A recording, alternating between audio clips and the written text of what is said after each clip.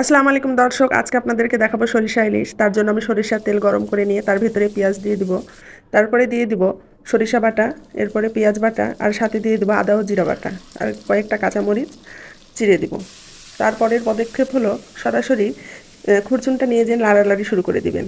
তারপরে লাড়ালাড়ি ভালোভাবে হয়ে গেলে হলুদ আর মরিচের গুঁড়া দিয়ে দিবেন। পরের পদক্ষেপে এমনভাবে নাড়া দিবেন যেন সুন্দর একটা কালার চলে আসে। এই যে আমার মশলা থেকে তেল ছেড়ে দিয়েছে, তারপরে 1 চামচ পরিমাণ লবণ দিয়ে দিবেন, তারপরে অল্প একটু পানি দিয়ে দিবেন, তারপরে আবার ভালোভাবে কষিয়ে নেবেন। তারপরে পরিমাণ মতো মাছ দিয়ে দিবেন। আমার কাছে 4 পিস মাছই ছিল, এর জন্য আমি 4 পিস মাছই দিয়েছি। আপনারা চাইলে বেশিও দিতে পারেন।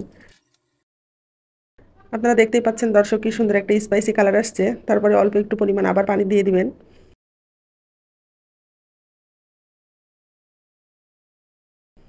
পানি দেওয়া হয়ে গেলে এবার ঢেকে দিবেন।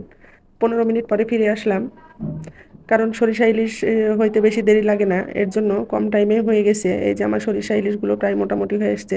পরবর্তী ভিডিওতে আবার দেখা হবে, কমেন্টে জানাবেন ইনশাল্লাহ কেমন লাগলো।